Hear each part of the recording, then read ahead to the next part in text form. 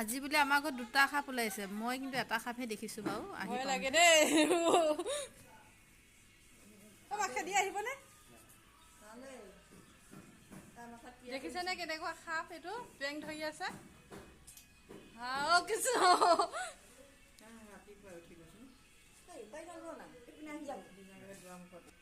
ভয় লাগে দেই, ফেটি সাপ বোলে এইজনী।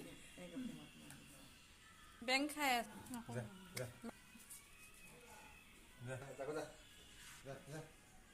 কি সাপ পাৰিলে জনাবচোন, কি সাপ হয়? আমি এনেই ফেটি সাপ বুলি কৈছোঁ। ফেটি সাপে হয়। গদ্দালিটো ৰখি আছে আৰু গৰমতে ওলাইছে। দুটা সাপ ওলাইছে, এটা পিছপিনে ওলাইছে, এটা আগপিনে ওলাইছে। ভয় লাগে এনেকুৱা দিনত। সকলোৱে ভালকৈ ফেনাইল চেনাইল ব্যৱহাৰ কৰিব লাগে। সৰু পোৱালি থকা ঘৰতটো বেছি ভয়। আমাৰতো এতিয়া বেছি ভয় হৈছে মনুৰ কাৰণে। তাই দৌৰি বাহিৰতে ঘূৰি ফুৰে। তই যিটো চিঞৰ পাৰিছ, মই এনে ভাবিছোঁ এটা কথা।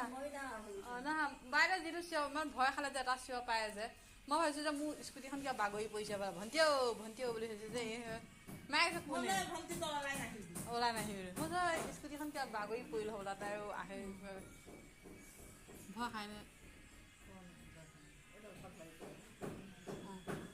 সেইটোৱেতো সাংঘাতিক বেয়া কথা। এইটো সাপ এটা ওলাইছে আমাৰ ঘৰত আজি। আহি পেলাই পাইছোঁ বাহিৰত ওলাইছে সাপটো। আপোনালোকে দেখিছে কি সাপ জনাবচোন।